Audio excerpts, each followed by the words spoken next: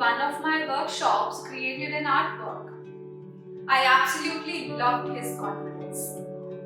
He picked a blank sheet of white paper and covered it with black without any fear. Then he picked some glittery silver sheets to cut some figure out of it and pasted them on the black surface. Then he picked some more silver sheets to make some more forms and pasted them as well. I was surprised and I asked about his collage.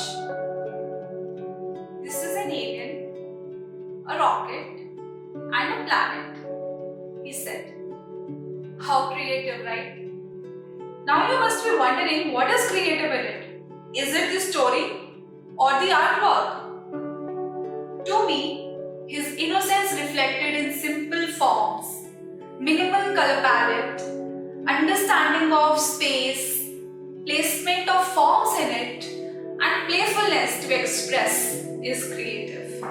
But unfortunately, this pure attitude is gradually marred with various kinds of influences and changing priorities, making it difficult for one to follow their creative inclination. Anyhow, we all have drawn as a child.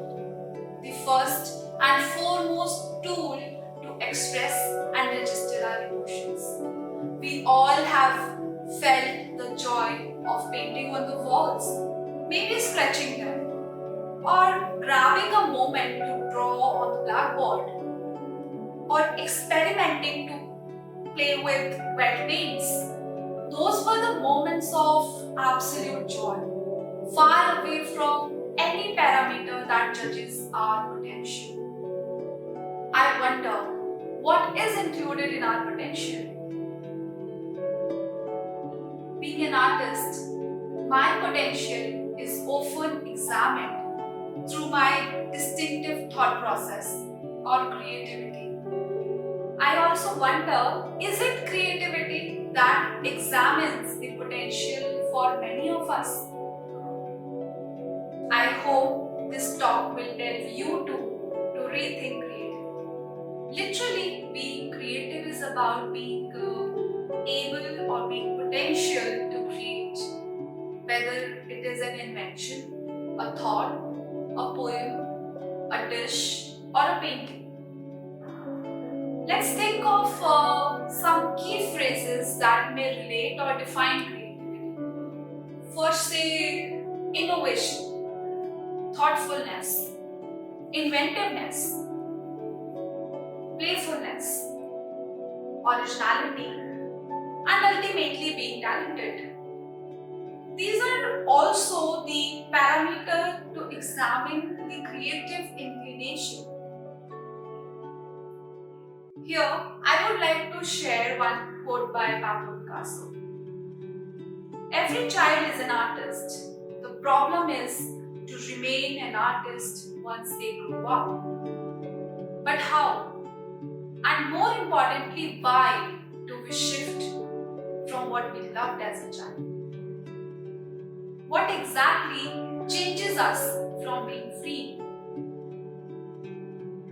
To decide how we want to manage our space, where exactly we want to put the elements of our life, or to choose whether the sky we want to fly in is blue or green.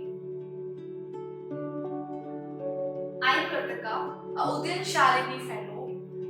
I am a visual art practitioner and I chose my inclination towards art as a career.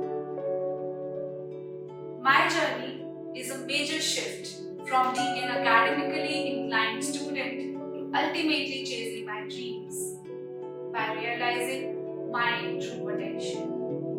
To be very honest, now I can't even imagine myself doing something else apart from being in the peripheries of art. But this did not happen like a dream, not at all. Belonging to a family that was merely on the breadline, following my creative ventures always appeared as a distant dream. As a kid, my aspirations shifted many times. but my inclination remained uprising towards drawing and painting. Art making might be a very struggling profession, but the hunger to express is what pushed me further to pursue it. For me, it is like a surprising shuffling box that unravels something new every time I open it. Making a choice to pursue art came up with a lot of challenges. Getting admission in an art school, managing my financial aid, constantly looking for my visual vocabulary, and rising queries upon what is it that I want to express in my art. It happened to be these stories of common people through my experience. In the past decade, I learned various concepts to understand art, like elements and principles of art, Western and Oriental philosophies of art, varied art movements, great masters, contributing artists, and writers. If you asked me to define my learning in all these years, I would choose a single word: continuity.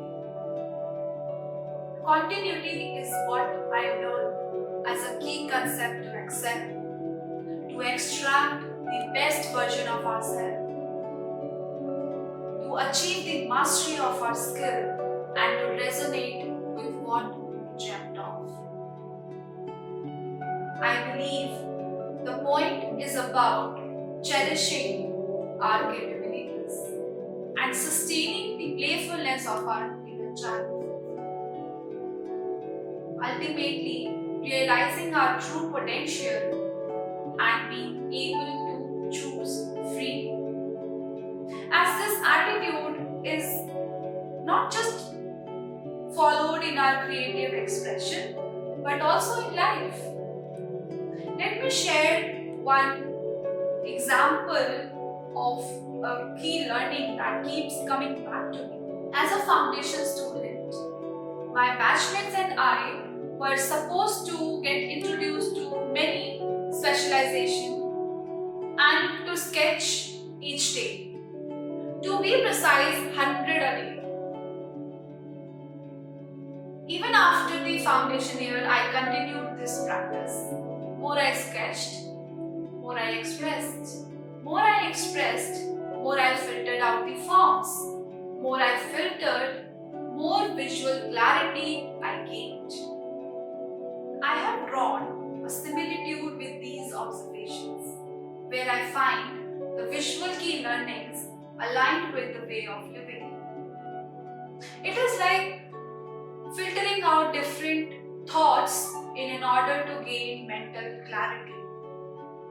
I feel it is as important to feel free in ourselves first as feeling free in the physical world. And mental clarity rewards us with such freedom.